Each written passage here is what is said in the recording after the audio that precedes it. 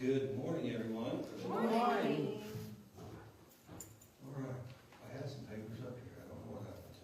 Are they underneath that container? I don't know, look, but that's okay. There's the man, huh? Jesus the man. This is a joke I told Friday, but so I'm not going to tell it Put the again. container back, please. I will once I find my papers. Thank you.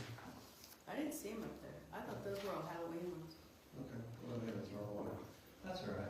No, they weren't up there, I'm telling you. Anyway, this is kind of, the day's lesson has been changed to chemicalization because I want to explain that a little bit.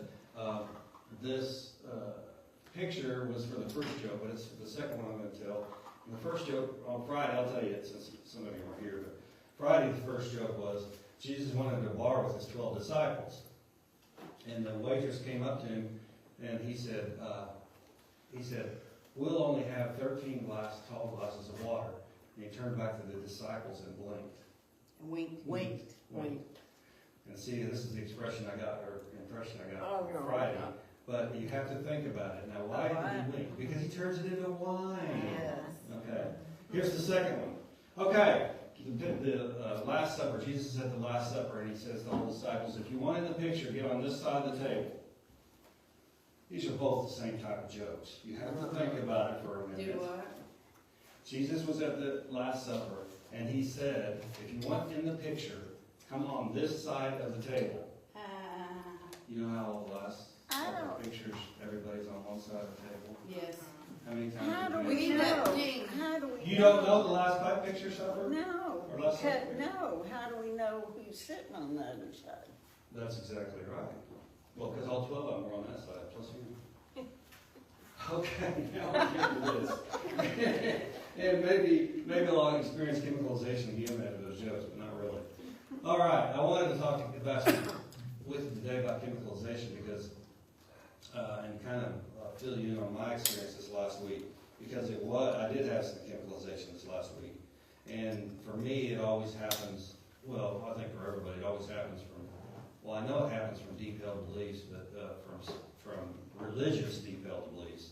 This last week, Unity and Unity World Headquarters and Unity Worldwide Ministries had a vote and to rejoin or not rejoin. Were you in on that? No. Okay. Well, anyway, It wasn't rejoined, it was become one. Whatever you want to say. They've never been joined together. Yes, they have been forever. They were forever most of the time. Anyway, in 65 they separated, 1965. But neither here nor there. So they made that vote. But really, before the vote even happened, I had my chemicalization. Let me explain what chemicalization is first. And this is from the Revealing Word, and if you haven't heard of chemicalization, you don't know about it, it's something you really need to know about. Chemicalization is a condition in the mind that is brought about by the conflict that takes place when a high spiritual realization contacts an old error state of consciousness. So in other words, if you had believed something, you've been raised it usually, in your religious understanding, in your spiritual understanding, and then later on in life, and you believed that forever, and then later on in life you found out something that made it not as true as you thought it was, at least, then you have a conflict in your mind. And almost always that will bring some physical effects. So when you have that happen in your own mind, it brings about all sorts of things. And what happens is it's like the subconscious, when you have all this stuff in your mind that you think is true, and then you find out some of it is not, or all of it isn't. So for me this last week, when we were talking about changing the way Unity does things and how their organizations are, it brought up in me, many, well, actually not that many really. It is now, but in the 90s, which isn't that far ago, but it is, I guess, we quit printing We Wisdom, which was the kids' book. And so that was something that was, I was raised with. It's like, what is the kids' book? Highlights? Yeah, right, that's the kids' one.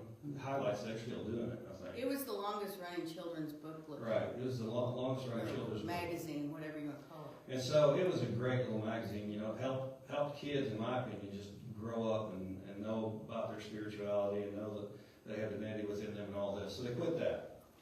And then, what also triggered all this stuff with me was an ex-CEO of Unity Worldwide Ministries. He just left Unity Worldwide Ministries less than a year ago, but he was gave something online telling him, because he was raised in Unity like I was, and he was saying about how, he was feeling a lot of sadness because a lot of things have changed, and things that maybe he thought wasn't the best for change, but has happened. And so this always happens in our life, and whether it's religious or not, but usually it happens most severe to us when it has to do with our deep-held beliefs. When we find out something isn't true that we've had believed for a long time. And so the ex-CEO was saying about how, he was sad. He didn't say we wisdom, but he said about, other things that have changed in Unity over the years. And one of them, he was big on continuing to call Unity Christian, and some other people were wanting to release that and, be more open to other people. Well, just because you call yourself something or you identify yourself as something doesn't mean other things, you don't accept other things. It's kind of like the old, to me, it's kind of like the old saying, if you don't stand for anything, you stand for nothing. I think that's how it goes. Anyway, it's something like that. You've heard it before. But if you don't stand for anything, you stand for nothing. And so I'm not saying to get your ire up and fight about anything, but standing strong in your beliefs is important, because even though if they change, you can still stand strong in your beliefs.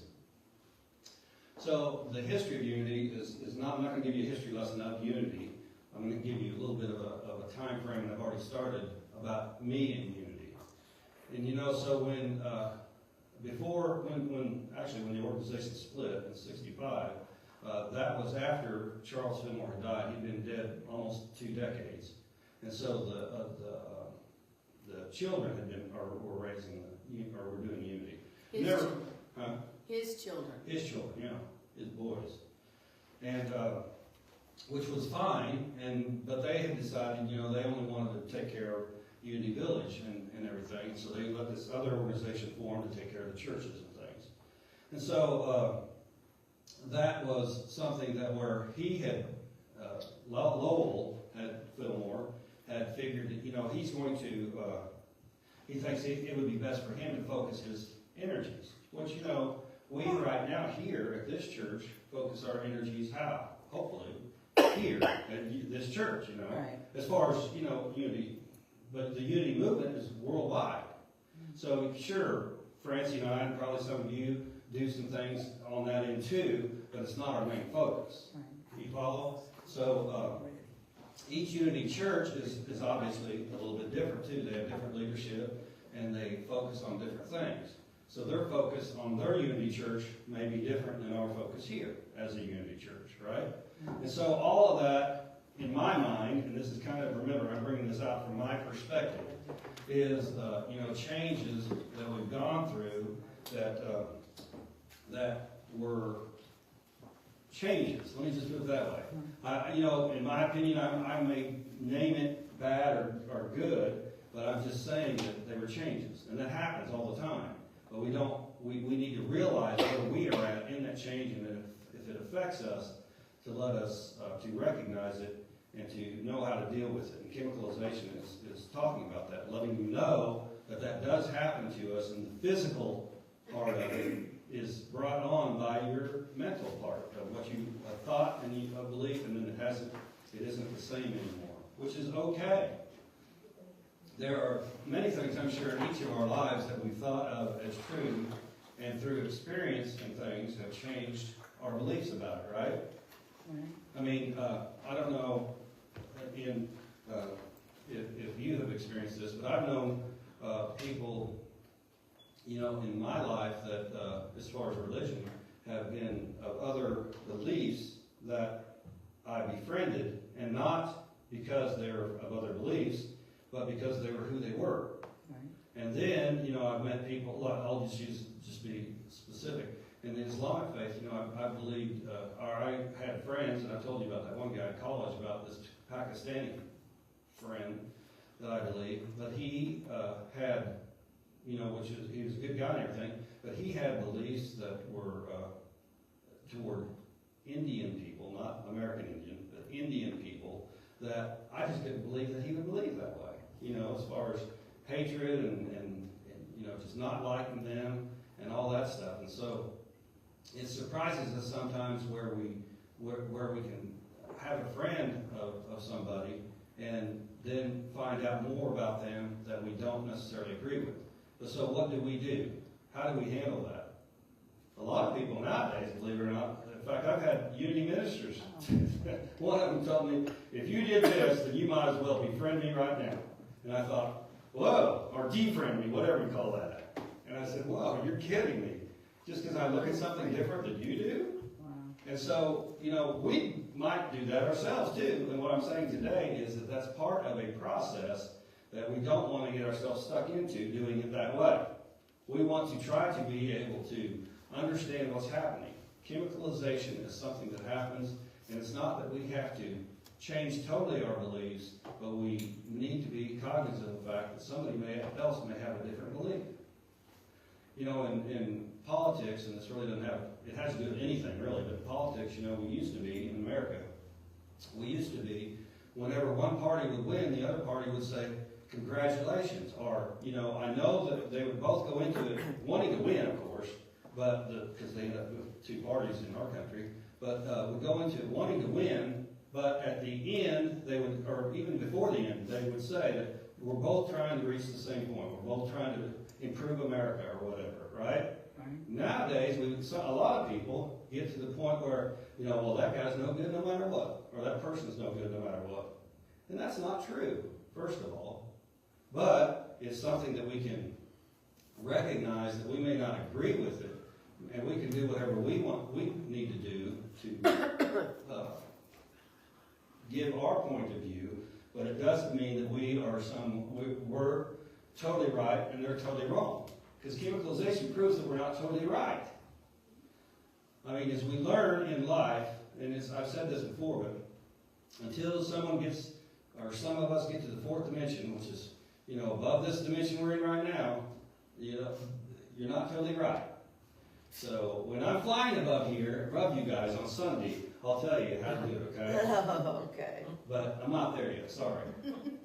So the history of unity, though, is something, even when I was there working, we were going to seminary and then I was working, Francie was working too, but it was different because the Fillmores had just released to the first non-Fillmore-led unity, as far as the grounds were concerned.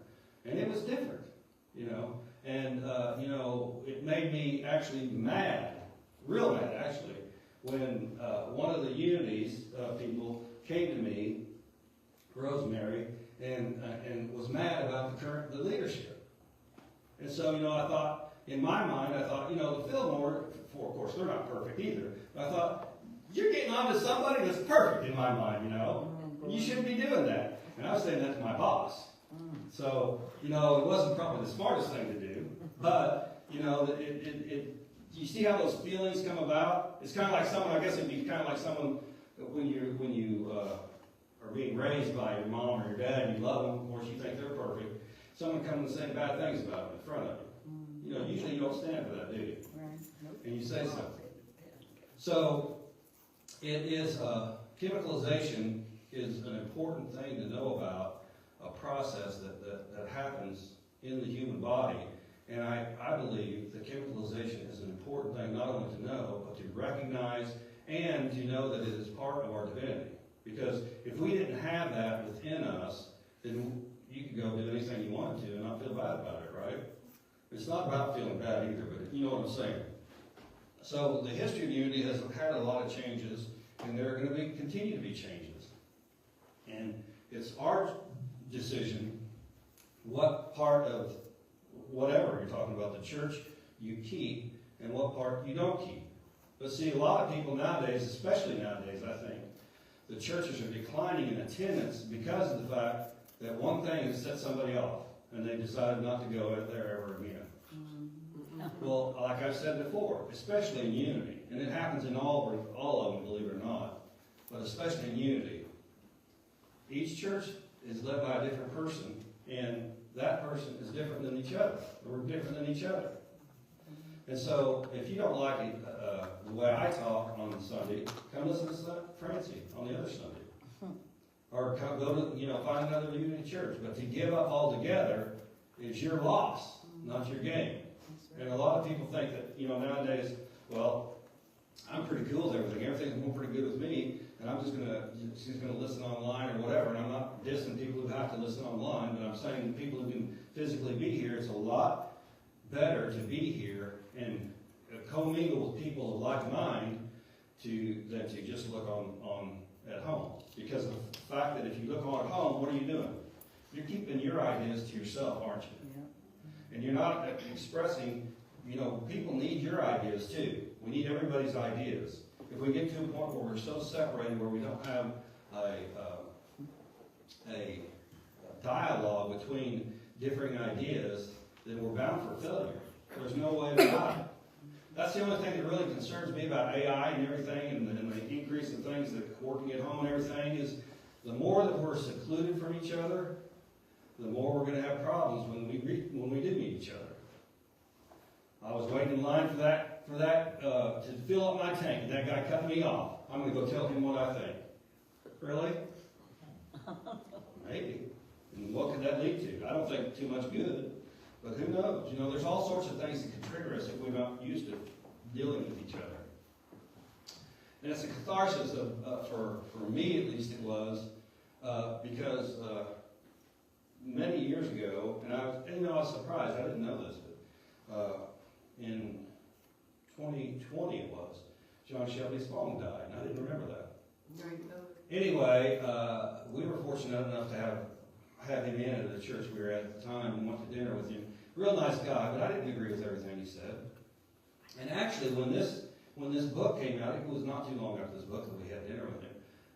This book he wrote that Christianity must change or die. And when he wrote that book, it was another part for me, that you're being mean to my Christianity. Don't do that, And it's not that. Everybody in here could probably define Christianity a little bit different than each other. And it means something different to us all. And that's okay, because it means all those things. Yeah. I like his book, Rescuing the Bible from the Fundamentalists. That's good. Well, he was a person that was pretty liberal in his religion, in his, I'm trying to think of what they... Episcopalian. Yeah, Episcopalian. They called him some... Anyway, neither here nor there. Bishop. So when we run into that and we don't recognize what it is, it's something in us, because I think unity is very good about explaining to what's happening in all these outer situations that disturb us is actually happening in us. It's something that we haven't experienced before, or we have and we didn't like it, and we need to.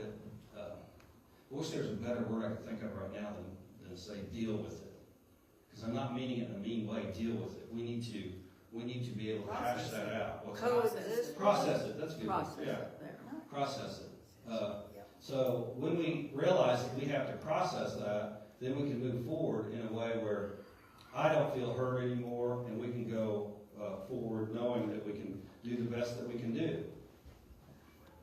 So it's a catharsis of just changing. Changing for the catharsis is such an interesting word because it can really mean both.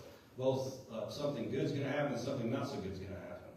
So when we think about, and that is our choice, when something like this happens to us. When we have chemicalization, we can either retreat into our long-held beliefs, or we can understand that something is coming up inside of me that isn't something that I'm losing, it's something that I'm gaining.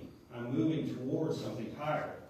And we should all, I don't know if I can come to the point and say, welcome chemicalization, but we should all come to the point where we can recognize what's going on in it and move forward with it. Because everything starts in divine mind. Everything.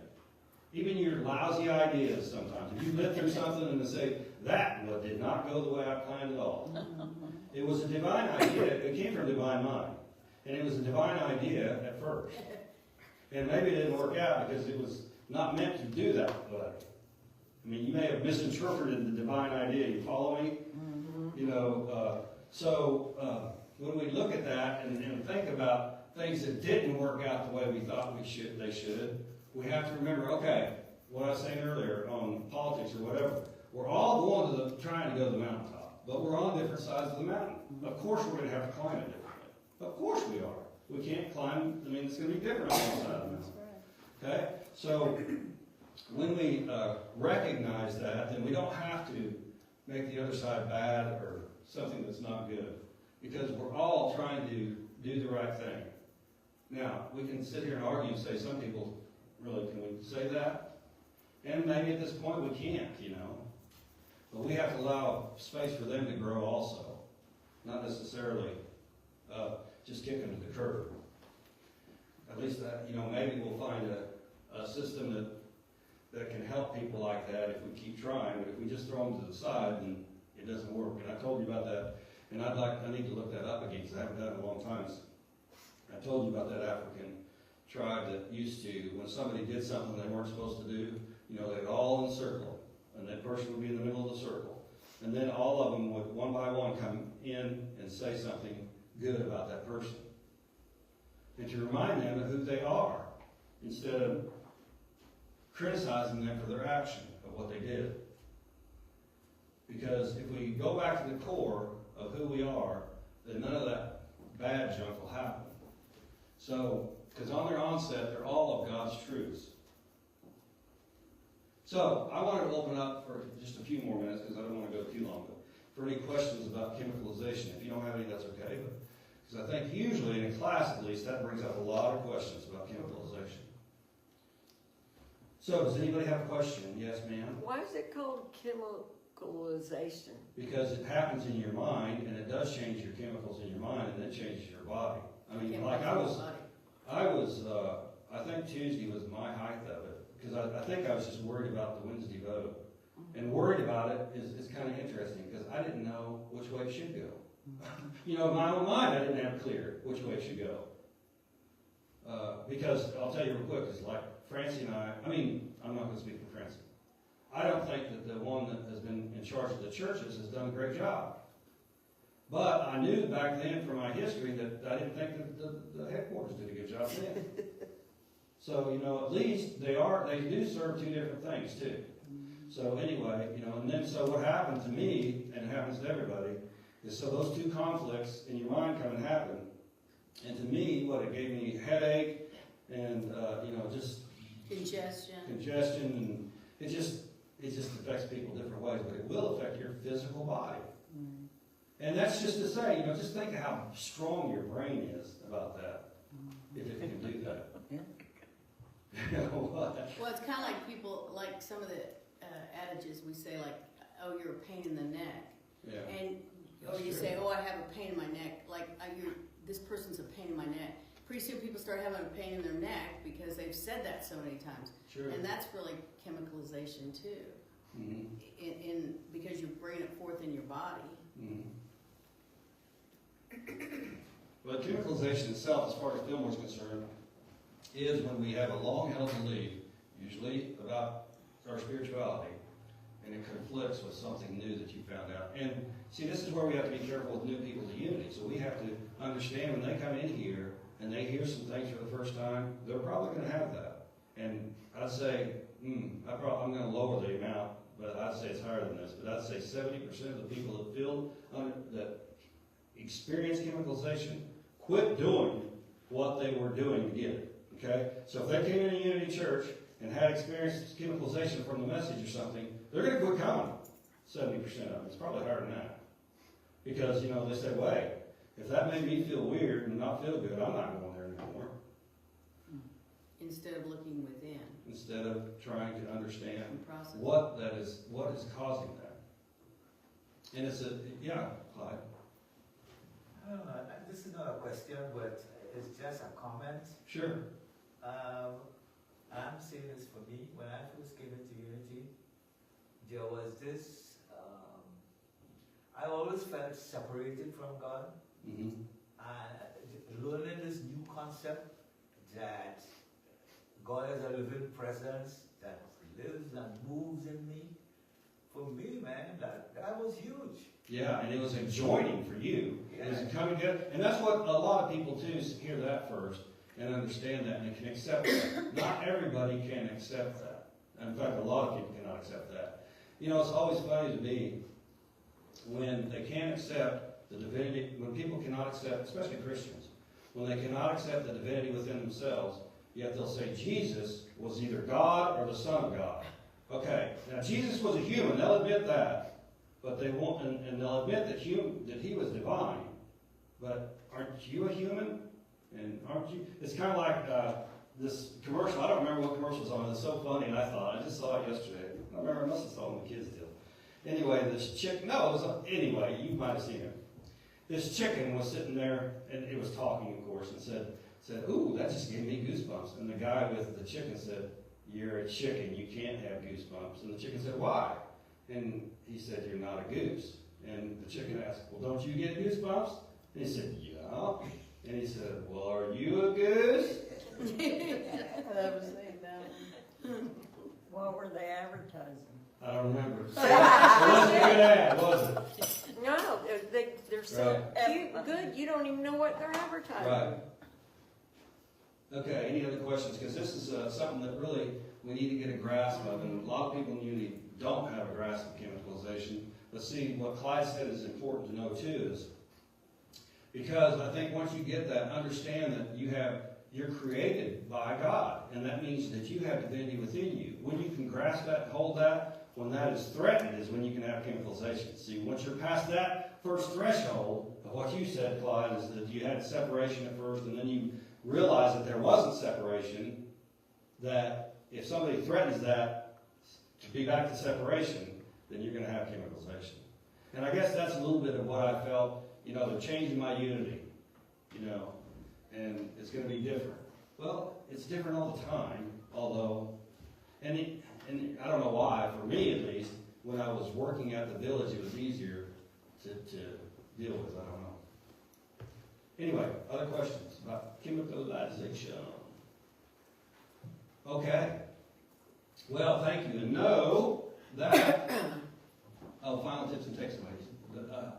You are always a child of God. These aren't going to change. You're always a child of God.